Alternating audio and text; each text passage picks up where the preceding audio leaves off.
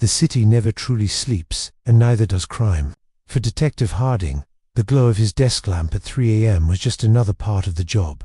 The coffee was stale, the files were piling up, but the latest case was anything but ordinary. It was the third one this month, each victim a prominent figure in the city's art scene, and each scene staged with an unsettling, almost theatrical precision. This time, it was a reclusive painter, found in his studio, surrounded by his own unfinished masterpieces. The cause of death was clear, but the motive was as blurry as a watercolor left in the rain.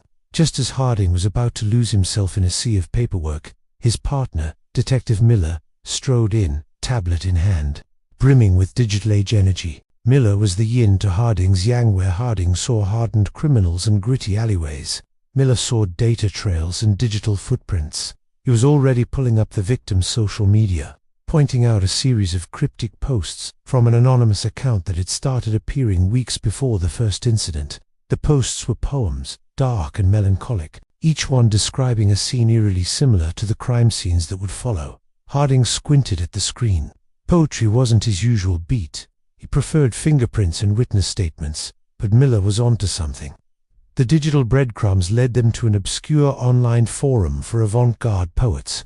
The anonymous user, who went by the handle Esthete, was a prolific poster, discussing the transient nature of beauty and the idea of art as the ultimate legacy. It was all very high-minded, but beneath the flowery language, it was a current of resentment, a bitterness aimed at the commercialization of the art world.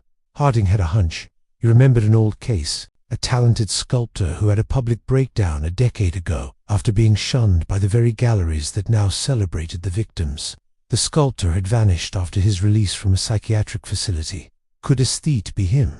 Miller started digging, cross-referencing old police records with new data, looking for any online activity linked to the sculptor's name or his known associates. The digital ghost was starting to take shape. Their investigation led them to a derelict warehouse district, a place the city had forgotten. Inside one of the buildings, they found a makeshift studio. It wasn't paintings or sculptures they discovered, but something far more disturbing.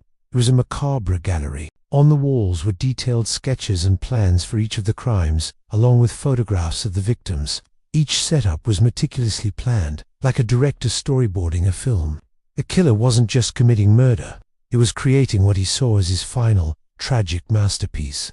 And in the center of the room, on an easel, was a new canvas, completely blank. Below it, a single, freshly printed photo.